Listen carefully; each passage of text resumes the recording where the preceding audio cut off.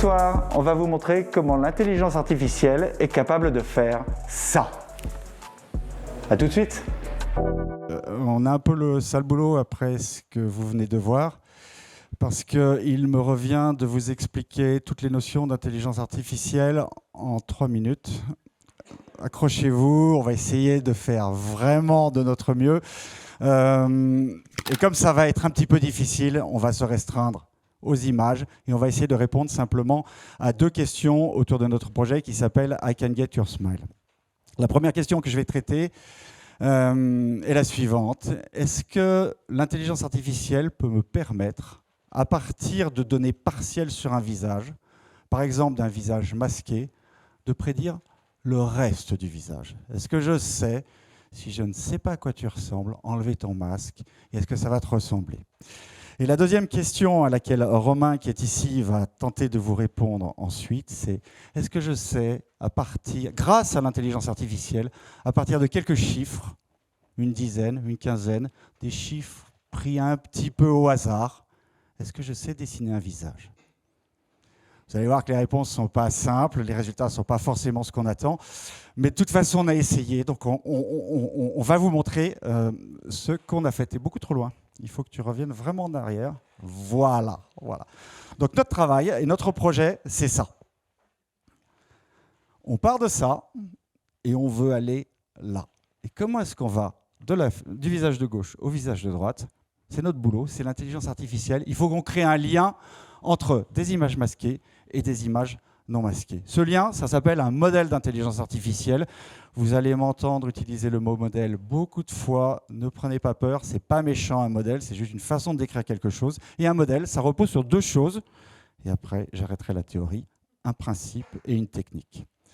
Le principe, c'est que pour apprendre, on va être obligé de donner beaucoup de données à notre modèle et on va lui passer des photos, des photos, des photos. Là, vous en voyez très peu.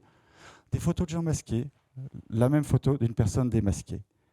Et le modèle va réussir d'une manière un petit peu bizarre à apprendre et à projeter quelque chose. Et ça vous semble étrange, ça vous semble une boîte noire. Pourtant, vous êtes familier de ce genre d'apprentissage. Pensez à un enfant qui apprend à parler. Quand vous apprenez à un enfant à parler, vous ne lui donnez pas des listes de mots avec des définitions. Non, vous lui parlez, vous lui dites des phrases. Vous le nourrissez de phrases, et un jour il parle. Ben, notre modèle va faire la même chose. On va le nourrir d'images, et un jour il va parler, il va nous donner une image. Voilà pour le principe.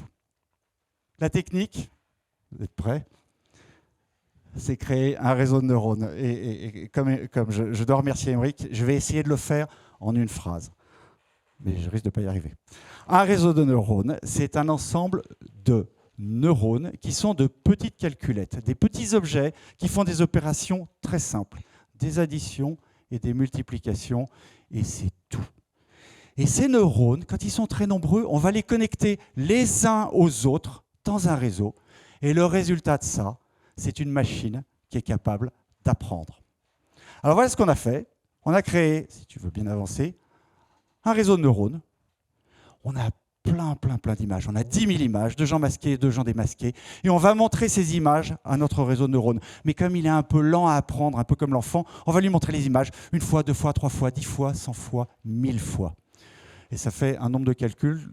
Je vous en parlerai si on boit une bière ensemble après, parce que je ne me souviens plus du résultat. C'est trop grand pour que je puisse vous le citer. Mais on a notre outil pour essayer de prédire quelque chose. Et on sait qu'on va avoir une image. À partir de ça, on ne sait pas encore à quoi elle va ressembler. Je vous propose de passer à la slide suivante, qui est pour moi la slide de torture, puisque c'est l'heure de vérité. Je voudrais que vous compreniez ce qu'on fait. On va donner à notre machine les 5 images que vous voyez là-haut, des gens masqués. Les images du milieu, la machine ne les connaît pas. On ne les lui montre pas, elle ne les a jamais vues. Et on les a mises ici, juste pour que vous soyez capable de juger du résultat de ce que l'on a obtenu. On va avoir des visages. Est-ce qu'ils auront une bouche? Est-ce qu'ils auront un nez? Est-ce qu'ils seront sympas? Est-ce qu'ils sont souriants?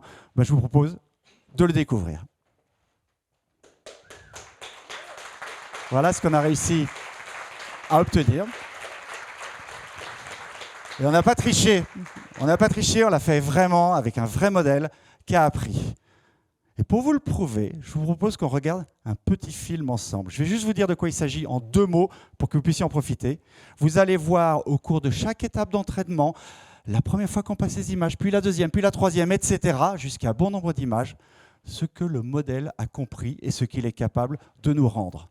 Voilà, je vous laisse en profiter. Voilà la manière dont les images commencent à être créées. Vous allez le revoir, il est en boucle. Au début, on voit des masques. Petit à petit, le masque s'en va. Une espèce de trait apparaît, c'est la bouche. Et puis vous voyez peut-être les lèvres. Et puis vous voyez peut-être la personne qui se met à sourire. Voilà, ça c'est notre modèle. C'est notre modèle d'intelligence artificielle. Alors je pourrais m'arrêter là, et puis vous vous seriez dit, c'est quand même vachement bien ce qu'ils ont fait. On s'est confronté à la réalité. On va vous montrer une image. Et on a essayé de démasquer notre président. Je vous laisse regarder le résultat. Il n'a pas voulu sourire. Voilà, merci.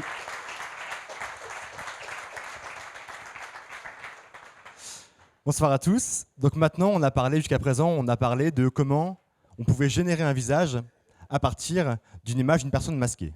Mais qu'en est-il de modifier un visage existant? Bien pour ça, on a utilisé un petit modèle qui porte le doux nom de VAE. Et donc ce VAE, qu'est-ce qu'il fait?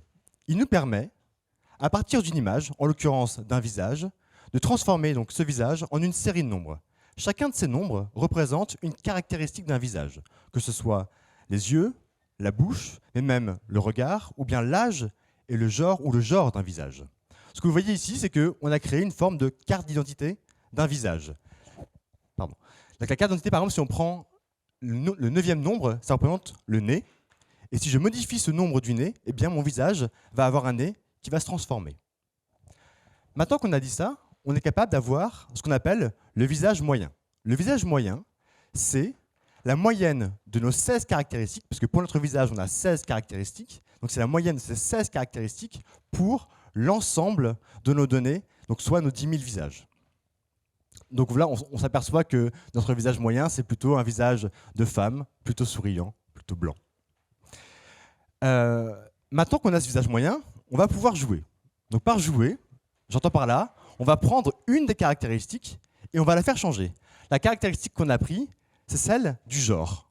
Et donc en modifiant le nombre associé au genre, on va avoir un visage plutôt de femme, ou bien un visage... Ça marche très très bien. Donc un visage qui devient de plus en plus féminin. Si je décale encore le nombre, on va avoir plutôt un visage cette fois-ci masculin. Et donc ça, c'est en modifiant un seul nombre de nos 16 caractéristiques du visage. On a reproduit la même opération pour la caractéristique de l'âge. Donc on va avoir dans un premier temps un visage plutôt juvénile, jusqu'à avoir un visage plutôt d'une personne un peu plus âgée. Donc, ce qu'on est en train de dire finalement, c'est qu'avec 16 nombres, on peut créer un visage. C'est ce qu'on a fait. On a pris 16 nombres, totalement aléatoires, et on a créé des visages. Le visage que vous allez voir, c'est le visage d'une personne qui n'existe pas. Ce n'est pas excessivement net, mais ça reste un visage. On a fait un deuxième exemple, un peu plus net. 16 nombres aléatoires, c'est un visage. Merci à tous, merci pour votre attention.